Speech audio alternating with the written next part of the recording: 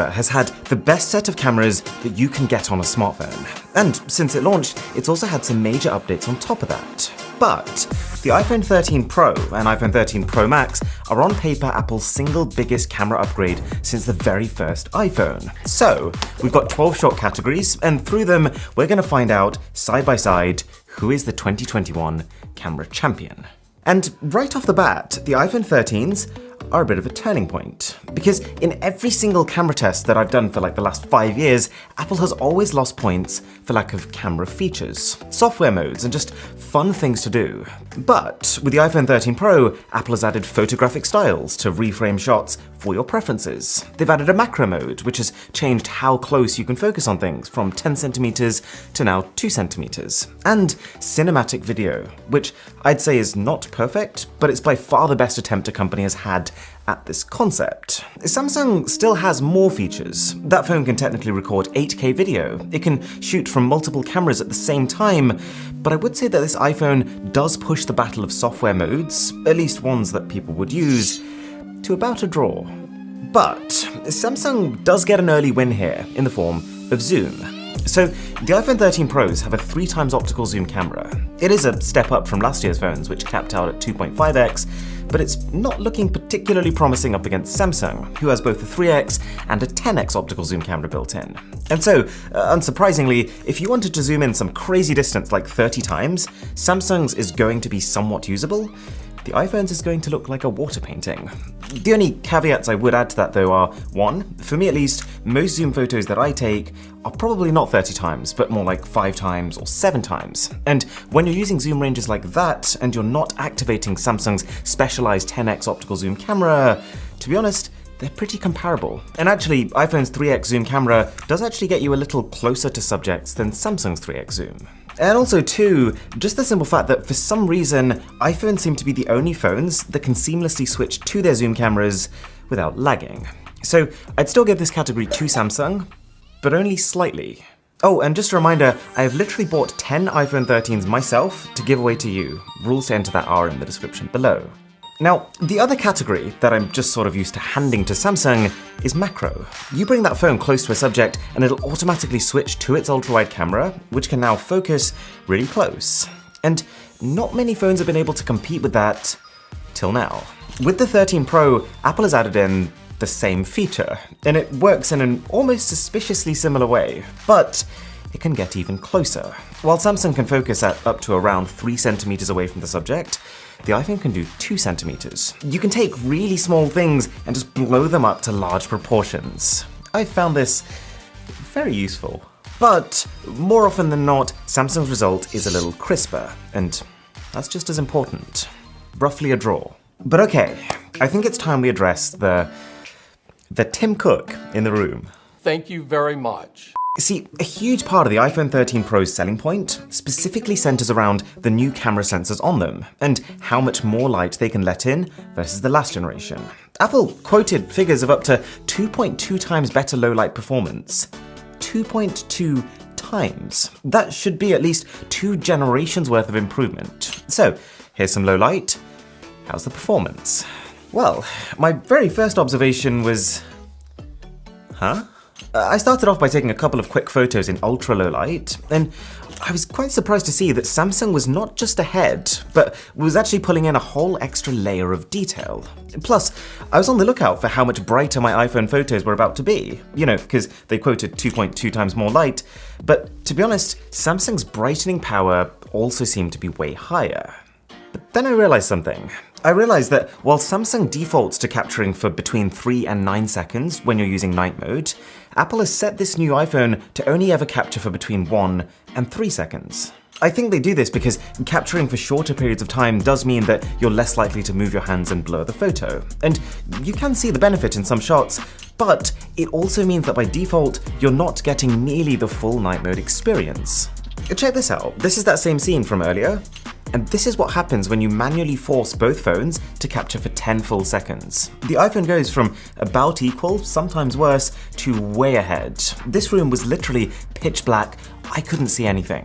And this is not the only thing Apple does right here. It's also able to better render out natural, realistic colors, even when your eyes can't. While Samsung's prone to being coerced by the warmer lights you usually find in indoor scenarios, the iPhone is incredibly strong at just not going too warm. It's also more detailed, most of the time.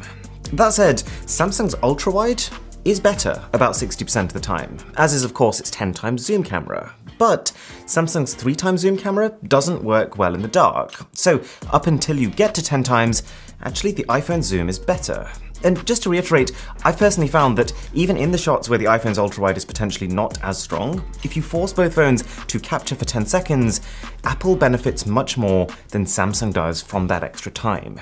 This is not a particularly fancy camera setup when you think about it. 3 lenses, all 12 megapixel resolution, 3x optical zoom. Nothing about it is extraordinary, but I think it's a pretty good example of how, more than ever, the camera's software is just as important.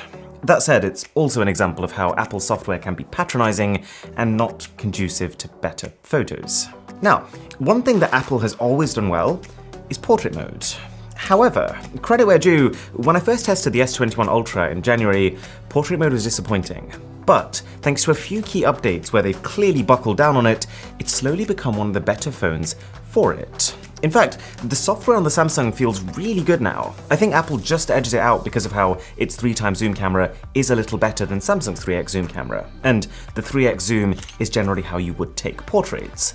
But it's really close. This extra organic quality just means that Apple can get away with less artificial sharpness, and I think really that's the main difference. Now, one of the main visual changes coming from the iPhone 12 Pro to the iPhone 13 Pro is a smaller notch on the front. And in case you were worried about how this has affected selfie camera performance, it hasn't. And so where that leaves us is that, as far as video is concerned, both iPhone and Samsung are much of a muchness. Strong stabilization, copious levels of detail, and very similar ability to cope with harsh backlighting. I just think Samsung's is a bit more flattering. This applies to pretty much every facet of the cameras, to be honest. If your priority is looking good, then Samsung's got that nailed down. You can also shoot cinematic video on the iPhone's front camera and portrait video on the Samsung's. Apple's is slightly more realistic, but it's clear that both features really need some work. And this is an audio test. So right now you're listening to the microphones on the iPhone 13 Pro Max. Now you're listening to the microphones on the Samsung Galaxy S21 Ultra. I don't think either of these is sufficiently better that it should be a deciding factor though. But what about just selfies? Well, on paper, this should be a whitewash. Samsung has a 40 megapixel resolution with a larger sensor size. Apple has a tiny 12 megapixel one. But for most photos, Samsung doesn't look too far ahead. Yes, its larger sensor does translate to a little bit more natural background blur. It gives the slight inkling of, yeah, I took this on a proper camera. Whereas the iPhone front camera still feels like a front camera.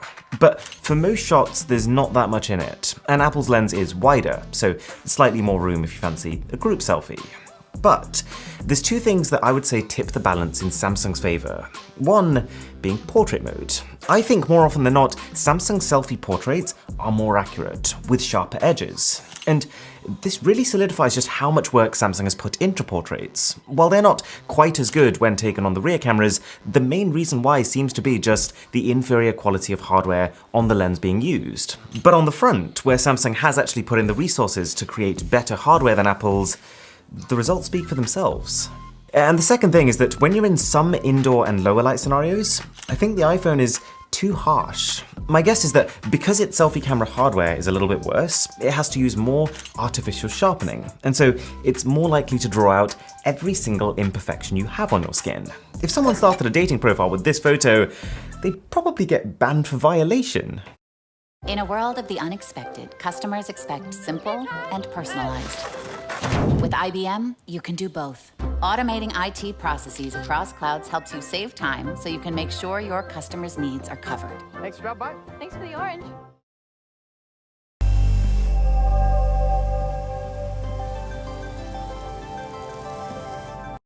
And the final thing, before we get to the really important categories, is slow-mo.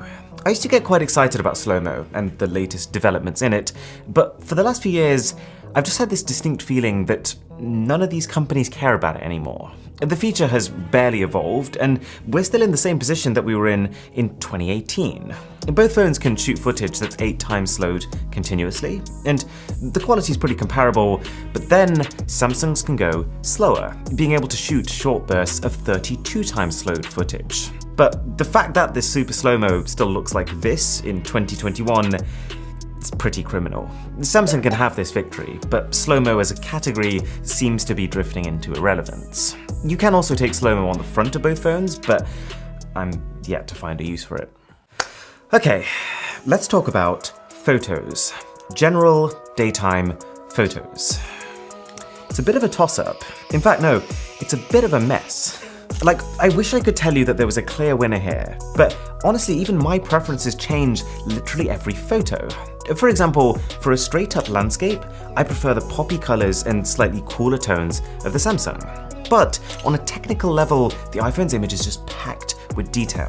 You can zoom into any part of a daytime iPhone 13 Pro photo, and it is completely noise-free. That's not quite the case on Samsung. But then in challenging lighting, Samsung's aggressive dynamic range is better able to control the bright areas. And this is especially true for the ultra-wide cameras, where the iPhone can end up overexposed. But then, the iPhone's lower contrast is quite often more flattering on faces. If you get closer up to a camera and Samsung realizes that you're a person, then it will brighten your face. But if you're further away, then it will just treat you like a landscape. Or in other words, aggressively. It's starting to sound a bit odd. And then indoors. I do think of the two, the iPhone is more realistic. But there is something to be said about its shots also looking a little clinical and lifeless. But it's really tough to draw a line. Like, this is my cat Milo, and I think this iPhone shot is more representative of the real scene. But if I was going to post one of these photos, it wouldn't be the iPhone's. It makes the cat look really ugly. Sorry, Milo. This new option to choose your photographic style does kind of help. You can adjust the tone and tweak the color temperature, but you still couldn't recreate what Samsung does. Equally though, in these indoor lighting scenarios, the iPhone is slightly more consistent at keeping its focus and minimizing blur from moving animals and people. Slightly. So, for general photography, I'm handing out a draw. However, there is one big category for which the iPhone steamrolls the Samsung. And that's video. iPhone video is brighter, it's more crisp, it's far less prone to noise, and it's also more tonally balanced. To be really honest, I don't know what Samsung's doing here. Like, their video is not bad, but it should be better than this, given that they're the ones with the larger, higher resolution sensor. Part of it is Apple's optimization. Like when they designed their chip to power this phone, it has been built around being able to capture videos in a certain way. And this even applies to ultra-wide video, and even zoomed video, until you go past 10 times, after which the Samsung will of course overtake it. Plus, Samsung's footage also seems to degrade faster when the lighting falls. Like if we go to a somewhat dim room and try to start recording, it is immediately struggling. And then the darker it gets, the more these differences are exaggerated. The only caveat that I would say for the iPhone is that it does still have these annoying little lens flares when you point it directly at bright sources. They had it last year, they didn't fix it.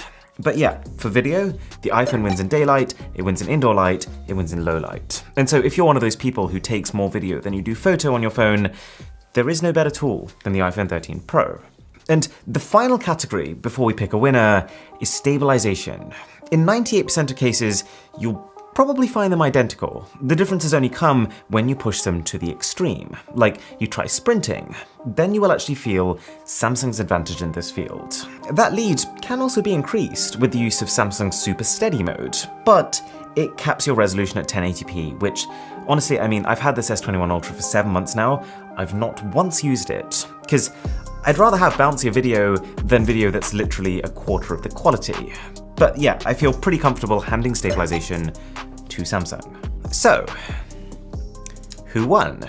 If we count up this little tally I've been keeping, you can see that of these 12 categories, Samsung has won 6.5. Just over half. But do remember that different categories are obviously of different importance, and some were close wins, others were thrashings, so that score is only to give you an idea.